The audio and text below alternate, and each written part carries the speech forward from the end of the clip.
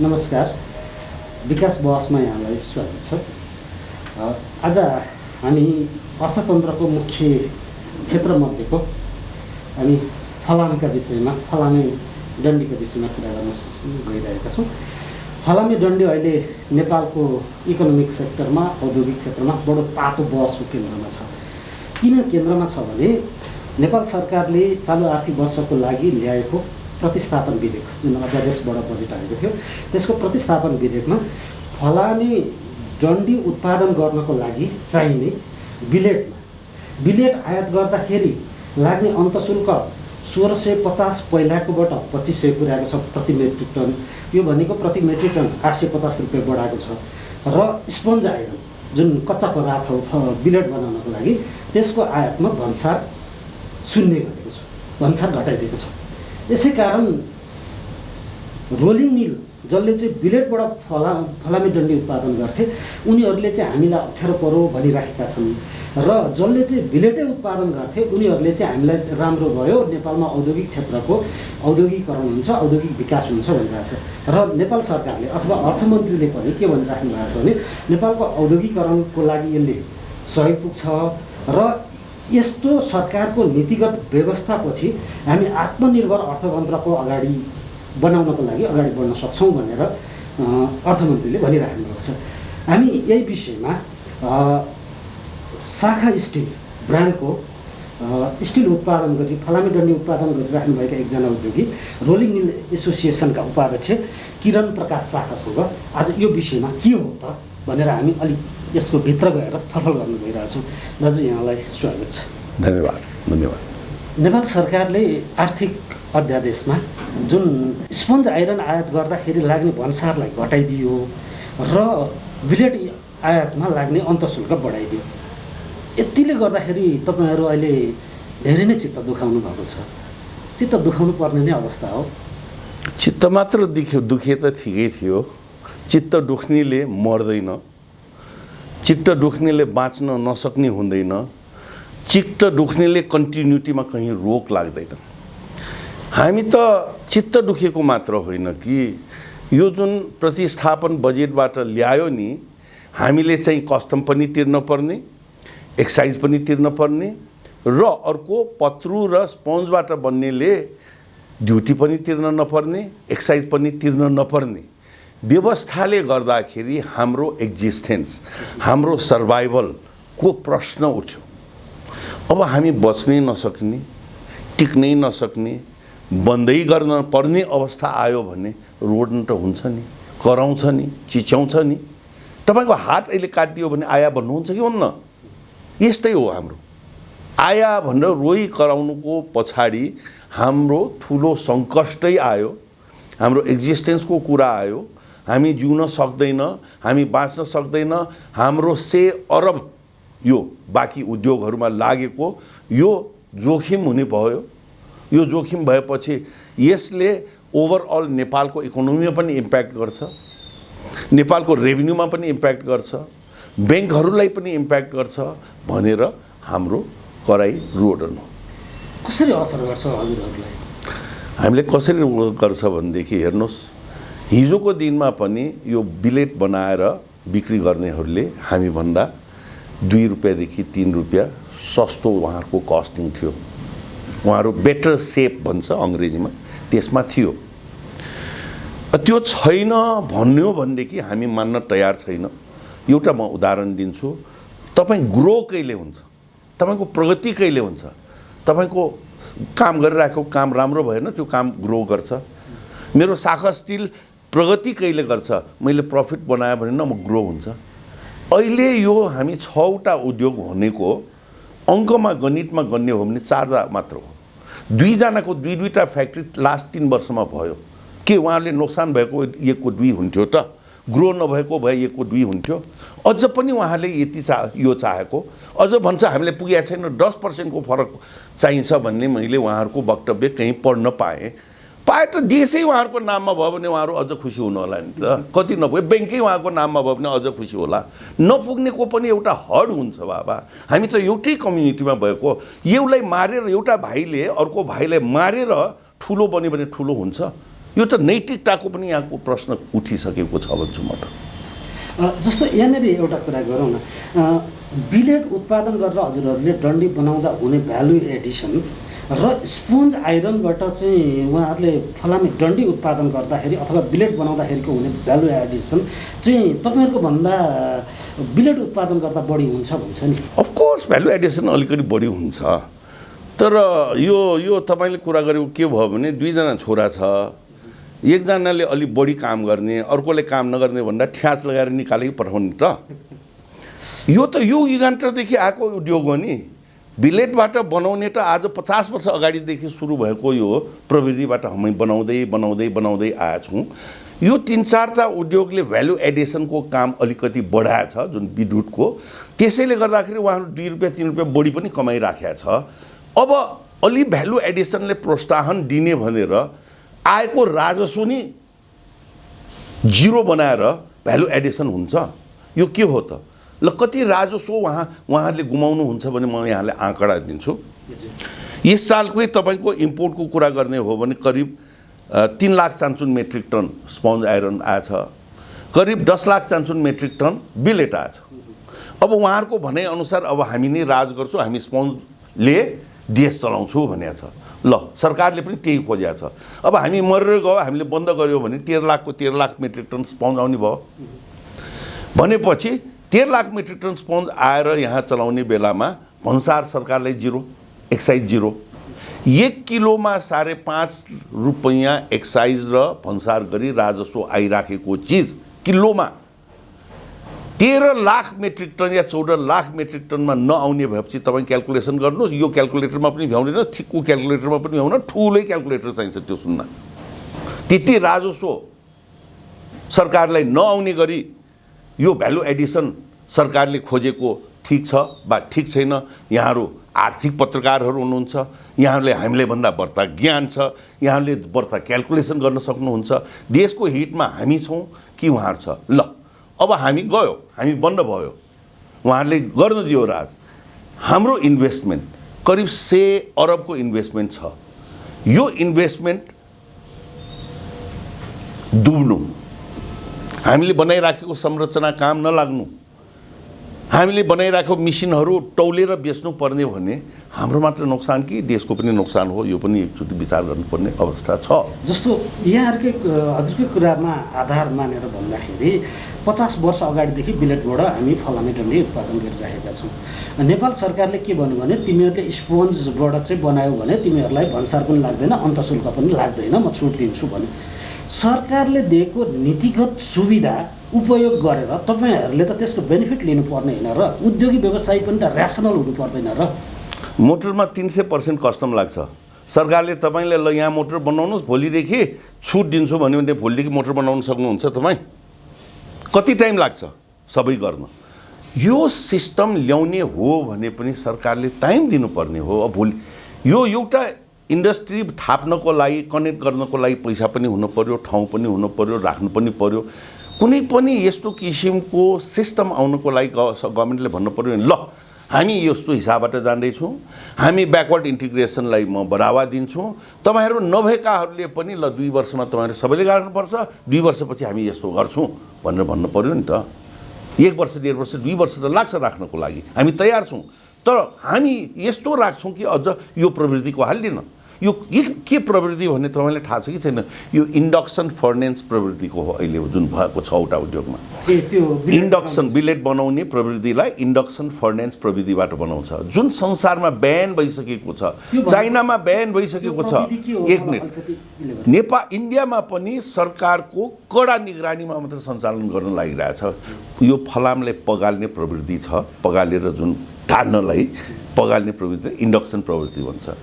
जुन यो पर्यावरण फ्रेन्डली पनि छैन, नभएको हुनाले चाइनामा ब्यान भइसकेको छ, इन्डियामा पनि सरकारको कडा निगरानीमा मात्र चलाउन दिने चिजलाई सरकारले यहाँ फ्रीली अहिले गर भन्नु पनि ठिक होइन जस्तो लाग्छ। किनभने यो हेल्थ हजार्ड छ, पर्यावरण फ्रेन्डली छैन, एक्सिडेन्ट हुने सम्भावना छ। कति एक्सिडेन्ट लास्ट 1 वर्षमा भयो तपाईँलाई थाहा भएकै कुरा हो, यो पनि मैले भनिराख्न पर्दैन। र ल्याउनु पर्ने प्रवृत्ति भनेको आर्क फर्नेन्स हो।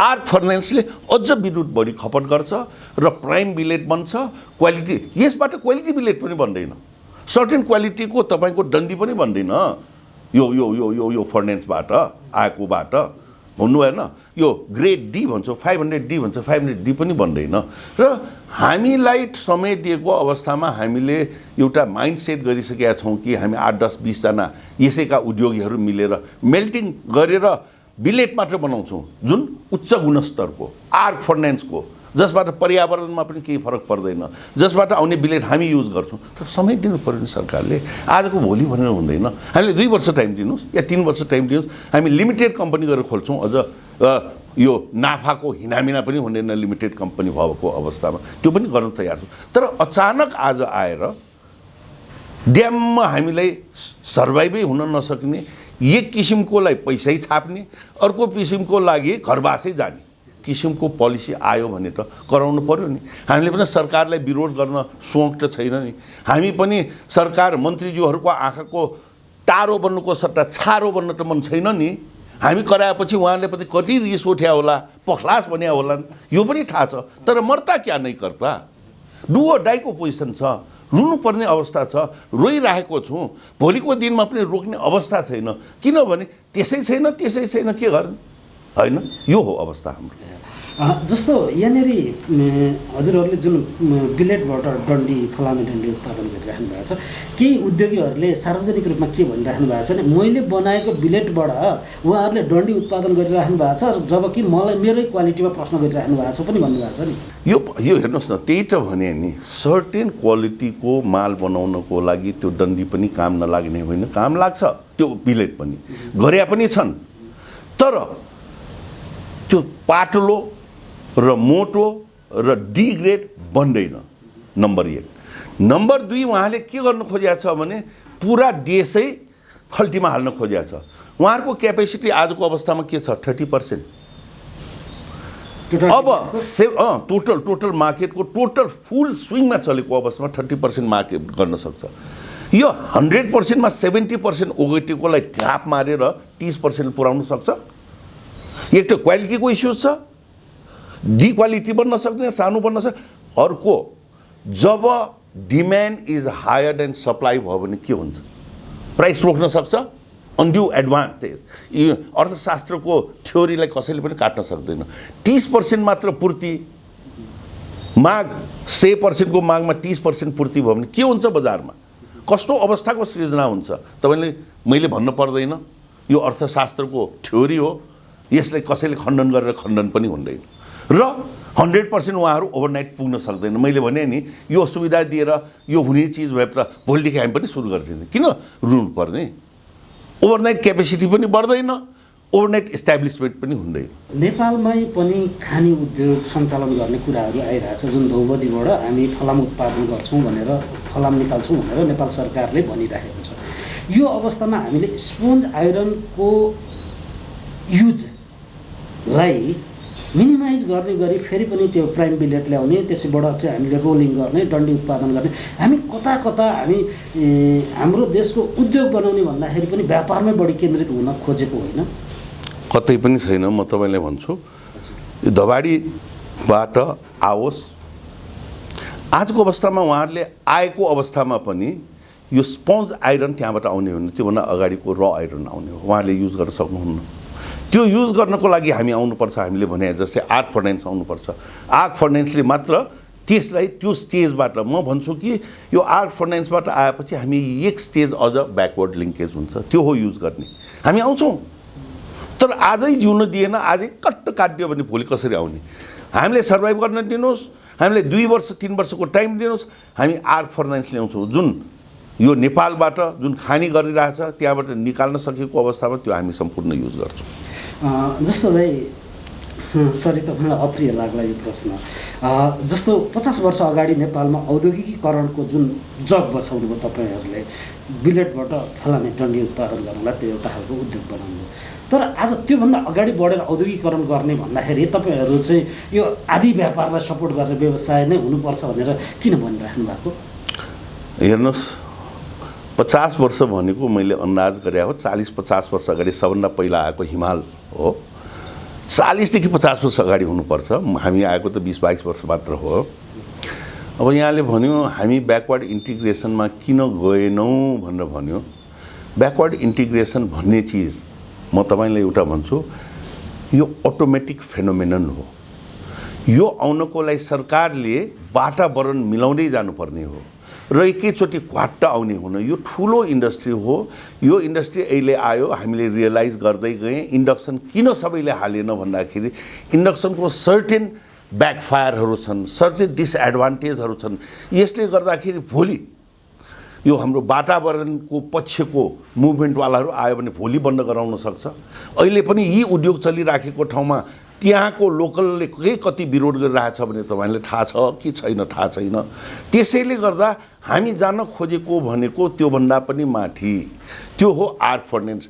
त्यसलाई मार्केट इन्डिभिजुअली गर्दाखेरि अति ठुलो लगानी हुने भएको। तर यो इन्सिडेन्ट पछि हामीले विचार गरेर हामी अब कलेक्टिभली जानुपर्छ, हामी कलेक्टिभली जान्छौँ। यो ब्याकवर्ड इन्टिग्रेसन भनेको यो स्लो प्रोसेस हो, बिस्तारै आउने हो। यसले आजको भोलि गर्ने हो भने यस्तो इन्सिडेन्ट हुन्छ। सरकारले आफ्नो राजस्वको खर्चमा ल्याउने जस्तो गर्नुपर्ने अवस्था हुन्छ, जुन सरकारलाई पनि ठिक छैन, त्यही किसिमका काम गर्ने अरूलाई पनि ठिक छैन। ल तपाईँले एउटा उदाहरण दिन्छु। म गार्मेन्ट गरेको 1984-85 मा गार्मेन्ट आउँदा के थियो, हाम्रो के भ्यालु एडिसन थियो भन्दाखेरि हाम्रो भ्यालु एडिसन भनेको हाम्रो बाल लिने मात्र हो र हामीले कमिसन दिने 2 रुपियाँ 3 रुपियाँ त्यही मात्र हो। टेलर सबै इन्डियाबाट आउँथ्यो, कपडा सबै त्यहीँबाट आउँथ्यो, मसिन त्यहीँबाट आउँथ्यो, र मटेरियलदेखि एसेसरिज, लेबल, ट्याग, धागो, संसार त्यहीँबाट आउँथ्यो। मान्छे पनि आउँथ्यो, मास्टर पनि आउँथ्यो, हाम्रो नाम मात्र थियो। बन्द भयो 2004 मा। 2004 पुग्दाखेरि त्यहाँबाट आउने सिर्फ कपडै मात्र बाँकी रह्यो। आधा करिब 10-15-20% कपडा हामी स्वदेशी पनि युज गर्न सक्यौँ। धागो हामी कहीँ बन्यो, प्लास्टिक यहाँ कहीँ बन्यो, बक्सा हामी कहीँ बन्यो, लेबर हाम्रै युज भयो, टेक्निकल म्यान पावर युज भयो, पैसा हाम्रै युज पऱ्यो, एन्टरप्रेन्योर हामी तयार भएर आउँ। पहिला सारा एन्टरप्रेन्योर ठिबाट आएको थियो, पछि हामीमा परिणत भयो। आजको भोलि के पनि हुँदैन। सरकारले बनाइदिने भनेको बाटो देखाइदिने, ल हेर तिमीहरू यसरी हिँड, तिमीहरूलाई यसरी हुन्छ भनेपछि अटोमेटिकली आउँछ। टाइम चाहिँ लाग्छ। मैले यो उदाहरण दिएको अहिलेको अहिले हुँदै, सरकारले ल्याउ पनि भनेको छ, आफै ब्याकवर्ड इन्टिग्रेट हुँदै हुँदै हुँदै हुँदै गयो। अनफर्चुनेट WTO को यो कोटा फेज आउटले गर्दा हामी 2005 पछि सर्भाइभ हुन सकेन। त्यसमा पनि अहिले यो उद्योगलाई गरेको जस्तै हामीले भनेका थियौँ, हामीले 10 देखि 12% सस्तो बनाइदेऊ, हामी यो कन्टिन्युटी गर्छौँ भनेर त सरकारले भनेको थियो। गरिदिन सकेन, किन सरकारको बसमा छैन यस्तो कन्ट्रिब्युसन गर्ने भनेको। आज कहाँबाट यहाँ यत्रो राजस्व आउने, राजस्व नै कन्ट्रिब्युट गरिकन ब्याकवर्ड इन्टिग्रेसनमा जानुपर्ने अवस्था आयो। यही हामीलाई ठुलो प्रश्न चिन्ह बनेर हाम्रो मगजमा बसेको छ। जस्तो यो रोलिङ मिलबाट फिलामेन्ट रोलिङ उत्पादन गर्नेहरूले वार्षिक कति उत्पादन गर्छन्, यसमा रोजगारी कति छ र ट्याक्सको के छ, केही डाटा छ हजुरसँग? हेर्नुहोस्, ट्याक्सको कुरो अब तपाईँले अफाइन म भन्दाखेरि पनि के भने, अघि नै मैले विनम्र निवेदन के गरिसकेँ भने हामी कहाँ करिब 14 लाख मेट्रिक टन र मटेरियल आउँछ। साला खाला हामी 5.5 रुपियाँ प्रति केजी रेभिन्यू बुझाउँछौँ है, स्पोन्सर पनि हामीले पनि गरिकन। अब यो शून्य भयो। अबको पोलिसी लाग्ने हो भने यो शून्य भयो। यो क्यालकुलेसन तपाईँ गर्नु होला। 14 लाख मेट्रिक टन भनेको कति केजी हुन्छ, त्यसको 5.5 रुपियाँ पर केजीले हिसाब निकाल्नु हो कि। त्यसको अलावा हामीले इन्कम ट्याक्स, हामीले कमाइमा इन्कम ट्याक्स त तिरिरहेछौँ, 25% तिरिरहेछौँ। को नतिर्ने छ, ठुला करदातामा हामी पर्छौँ। अब कति तिरेछ भने तपाईँ सोध्नुपर्छ भने अफिस खोलेर म हेरेर बताउनु पर्छ। त्यो त सबैले तिरेछ, त्यो ट्याक्स इभेट त कसैले गर्न सक्ने अवस्था हुँदैन। अब यो प्रविधि कन्टिन्यू भयो भने ट्याक्स पनि इभिडेट हुन्छ। म यो पनि ठोकुवाका साथ भनिदिन्छु। कसरी? किनभने हेर्नुहोस्, व्यापारीले भनेको रुलमा बसेर मिच्न पायो भने मिचिदिइहाल्छ। अब यो जिरो भन्सार भयो तपाईँको, होइन? जिरो भन्सार भएपछि तपाईँ 10 रुपियाँको माल 15 रुपियाँमै आए पनि मतलब छैन, छ भन्सार तिर्नु पर्दैन। 10 को 15 मा माल बेच्यो भने 5 रुपियाँ तपाईँको विदेशमा पैसा बस्ने भयो। ठिक छ। त्यो पैसा बेच्यो भने 2-3-4% त्यहाँ आउँछ। कुरो बुझ्नुभयो मैले भन्नु खोजेँ, म शब्दमा युज गर्न चाहँदैन, आशय मात्रै बुझेँ मैले। अब 5 रुपियाँ तपाईँले बढी तिर्नुभयो, 10 रुपियाँको मालमा 5 रुपियाँ तिर्नुभयो भने तपाईँको प्रफिट 5 रुपियाँले घट्ने भयो, घटेन? लागत त बढ्यो नि तपाईँको। 5 रुपियाँ लागत बढेपछि 5 रुपियाँको प्रफिट घट्ने भयो भनेपछि त्यो 5 मा तिर्नुपर्ने 25% पनि तपाईँको बच्यो, सरकारले गएन, गयो। यो अवस्था आउने अवस्था छ छैन तपाईँ नै सोच्नुहोस्। भनेको अझ यसलाई क्लियरली मैले बुझेँ भने ओभर इन्भोइसिङको प्रब्लम आउन सक्छ भने आउन सक्ने चान्स इज भेरी हाई। किनभने ओभर इन्भोइस किन हुन सक्छ भने ओभर इन्भोइस गर्दाखेरि नाफा हुन्छ। आज कमाउनै पर्छ, मै कमाउँछु, मै धनी हुन्छु, मैले मात्र खानुपर्छ भन्ने अवधारणा अन्तर्गत यो पोलिसी आएछ भने त्यो लालच पनि किन कसरी नहोला भन्ने भन्न सकिन्छ। साफ साफ देखिन्छ। किनभने तपाईँले ओभर इन्भेस्ट गरेको अवस्थामा तपाईँलाई फाइदा हुनेवाला छ। सरकारले केही समात्न सक्ने अवस्था देखिँदैन। म बिजक आउँछ, जिरोमा आयो। तपाईँ यो जवाफ मलाई कतै आवेशमा अथवा आफूलाई पीडा परेको बेलामा भनिराख्नु भएको छ कि तथ्यका आधारमा? होइन, म हेर्नुहोस्, यो 22 जनामा 1 जना म सबभन्दा सानो माछा हो। म ठुलो माछा होइन। म 22 जनाको पक्षमा र देशको पक्षमा बोल्छु। हुनसक्ने प्रोबेबिलिटी आवेश मेरो पटक्कै छैन। तपाईँहरू पत्रकार मात्र होइन, आर्थिक पत्रकार यो विषयमा जुङ्गा चल्यो कि कुरा बुझ्ने पक्ष हुनुहुन्छ। मैले भने चिज आवेशमा भनेको, रिस उठेर भनेको, अर्कोलाई झर्को सुनाएको हो भने तपाईँ मलाई भन्नुहोस्। फेरि नभयो भने मेरो भनाइमा सत्यता छ छैन तपाईँ आफै हाया नभन्नुहोस् त मलाई। सम्भवतः सबैभन्दा धेरै प्राइभेट सेक्टर बिचको द्वन्द्व त यही नै देखेको होला मैले। मलाई पनि यही लाग्छ। किन यस्तो अवस्था? अब यो भन्न सक्ने हामी तुच्छ प्राणी, यो उसको कसरी भयो भन्न सक्ने अवस्थाको प्राणी चाहिँ होइन। हेर्नुहोस्, तपाईँहरू बुद्धिमानी, बुद्धिजीवी, आर्थिक पत्रकार हुनुहुन्छ। कसरी भयो भन्ने कुरा यो रोग पट्टा लगाउन तपाईँहरूले सक्नुहुन्छ होला, हामी त सक्दैनौँ। हामी त वैद्य पनि होइन, हामी त साधारण व्यापारी हो। कसरी भयो भन्ने कुरो त मैले अघि यहाँलाई निवेदन गरेँ। यो ठुलो प्रश्न यहाँ छ, कसरी हुन गयो। हाम्रो देशमा पनि विद्वानको कमी छैन, इकोनोमिस्टको कमी छैन, होइन? हुँदा हुँदै यस्तो हुन गयो। मान्छेको मिस्टेक त हुन्छ, हेर्नु सबैले हुन्छ। तर मिस्टेक भयो, यो हुनु भएन, यस्तै पुष्टि गरिरहेछौँ। यो किन कारणले भएन भने हामी रोइ कराई चिच्याइराखेका छौँ। हामीसँग बसेर डिबेट गरेको अवस्थामा पनि हामी तयार छौँ। भन्दै पनि करेक्सन नभएपछि यो के व्यथा के रोग हामीले पनि भन्न सक्ने अवस्था छैन। तर के यो जरुर छ भने हामी त्यसै मर्छौँ। आर्यघाटमै नसुत्ने बेलासम्म कराई चाहिँ राख्नै पर्ने अवस्था चाहिँ हुन्छ। घाउ लागिरहेछ, दुखिरहेछ, आया नभन्ने बस्न सक्नुहुन्छ। तपाईँ घाउ हात काटिदिएछ भने तपाईँले मुख ठुने पनि आया भन्नुहुन्छ, ओ भए पनि कराउँछ। यस्तै हो। जस्तो यहाँनिर मैले यो प्राइभेट सेक्टर बिचको सम्बन्धको किन कुरा गरिरहेको थिएँ भने एकजना व्यवसायीले जो बिलेट उत्पादन गर्नुहुन्छ उहाँले एउटा सार्वजनिक सञ्चार माध्यमबाटै के भन्नुभयो भने हिजोसम्म चाहिँ उहाँहरूले हामी माथि भिटो प्रयोग गर्नुभएको थियो। युएनले जसरी भिटो लाउँछ त्यसै गरी भिटो प्रयोग गरेर चाहिँ हामीलाई यो बिलेट उत्पादन गर्नेहरूमाथि अन्याय लादिराख्नु भएको थियो। अब अहिले चाहिँ हामीलाई हाम्रा कुराहरू सरकारले सुनिदियो भन्नुभयो। यो हिसाबले हेर्दाखेरि यो गभर्मेन्टको पोलिसी खरिद गर्न पाउने अनि जसले खरिद गर्न पायो उसले बढी बेनिफिट लिने अवस्थामा पो हामी पुगेछौँ कि राज्य संयन्त्रहरू। मैले यतातिर छलफल गर्न खोजेँ। राज्य संयन्त्रको कुरामा बोल्न सक्दिनँ। भिटोको कुरामा भन्छु, युएनले हामीले भिटो प्रयोग गर्यो। कहाँ भिटो गर्यो, के गर्यो? भिटो प्रयोग गरेर के गर्न सक्यौँ त हामीले? भिटो त उहाँले प्रयोग गर्नुको भयो भन्छु म।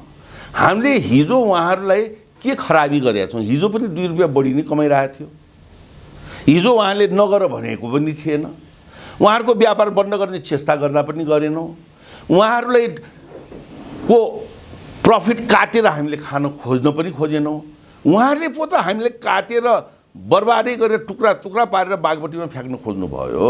हामीले त उहाँहरूले केही पनि गर्न खोजेनौँ। कहाँ गर्न खोज्यो तपाईँ भन्नुहोस् त, कहाँ गर्न खोज्यो? म जवाब दिन्छु। सरकारी संयन्त्रको हामी विरोध गऱ्यौँ। किन विरोध गऱ्यौँ? त्यो कम्प्याटेबल हामीलाई भएन। हामीले त उहाँले पनि विरोध गरेनौँ।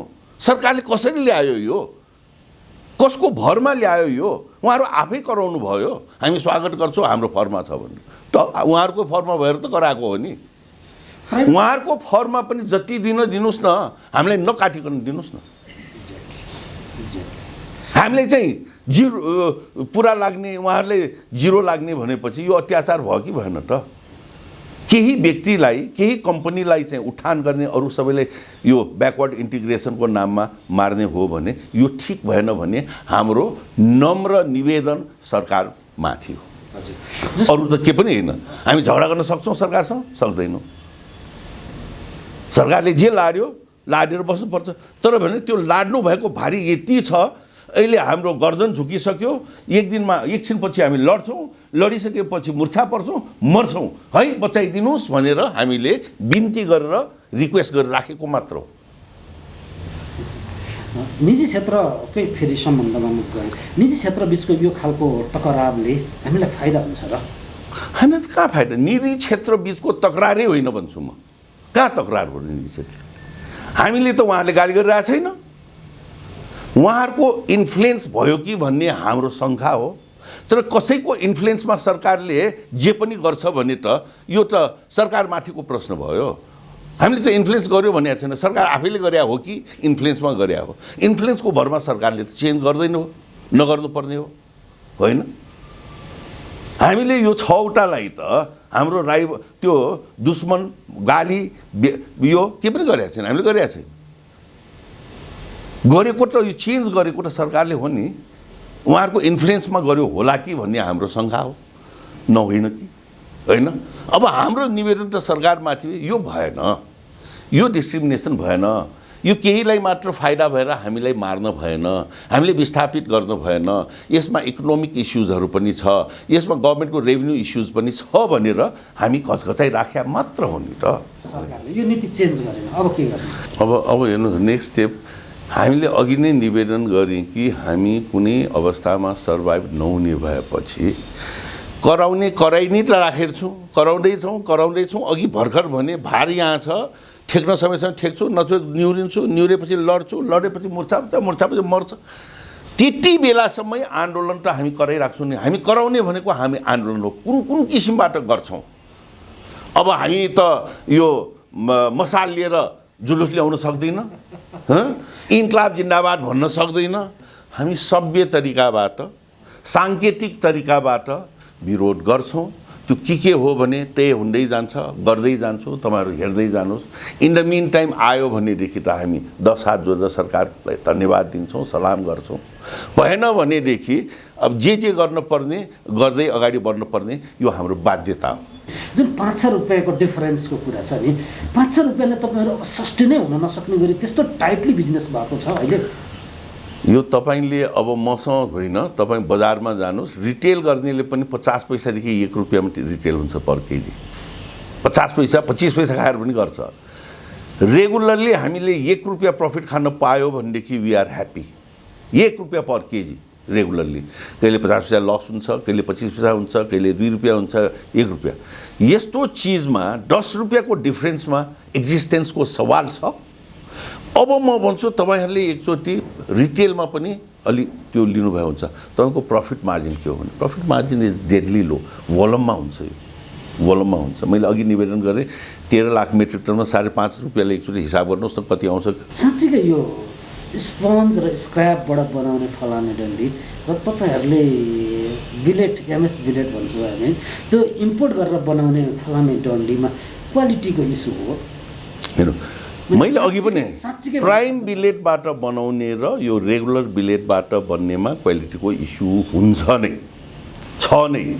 मैले अघि निवेदन गरेँ सर्टेन ग्रेडका डन्डीहरू लोअर पातलो, 25 माथि मोटो र D500 प्राइम बिलेट बाहेक यसबाट बन्दैन। उहाँहरूले पनि प्राइम बिलेट मगारै बनाउनुहुन्छ ती चिजहरू। अहिले जुन इन्फर्मेसन दिइराखेको छ यो अलिकति गोलमोल टोल गरी घुमाइराख्नु भएको छ। यो सत्य हो, मसँग सोध्नुभयो, अब तपाईँले गएर गुणस्तरमा सोध्नुभए पनि हुन्छ। त्यो जस्तो हजुरले भन्नुभएको जस्तो डन्डी युज हुने कस्ता पूर्वाधार? हेर्नुहोस्, साना तिना पूर्वाधार सबैमा 8 mm त युज हुनैपर्छ। 8 mm भनेको पातलो, 25 देखि माथि भनेको ठुल्ठुला घर पुल सुलमा युज हुन्छ। आजकल D500 भनेको मोस्ट अफ अलि ठुलो घर बनाउनेले पनि त्यही युज गर्छन्, पुलहरू बनाउने ठुल्ठुलो संरचनाले युज गर्छन्। अलिकति कन्सियस मान्छेहरूले यो 1% बढीमा टक्कै गरौँ भन्नेले पनि युज गर्छ। अनि बाँकी चाहिँ सर्वसाधारणले दण्डी युज गर्नेमा चाहिँ त्यो नर्मल बिलेटबाट बनेको युज हुन्छ, जुन चाहिँ त्यो स्क्रैपबाट बनाउँदा नि स्पन्जबाट बनाउँदा स्क्रैप एन्ड स्पन्ज दुइटै मिक्स हुन्छ।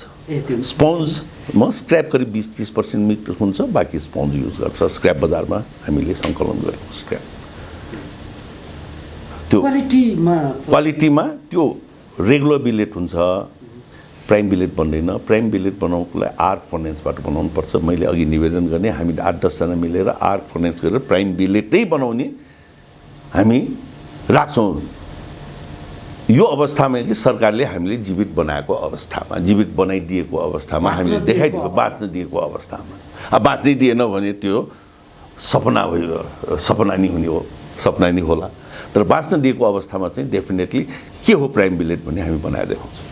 हजुर, महत्त्वपूर्ण समय र महत्त्वपूर्ण जानकारीको लागि यहाँलाई धेरै धेरै धन्यवाद। यस अवस्थामा हाम्रो यो पीडा पोख्ने मौका दिनुभएकोमा यहाँलाई पनि धेरै धेरै धन्यवाद।